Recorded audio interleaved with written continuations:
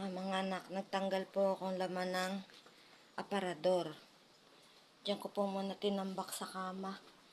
Ninalis ko po dito. Pinag-aalisan ko muna.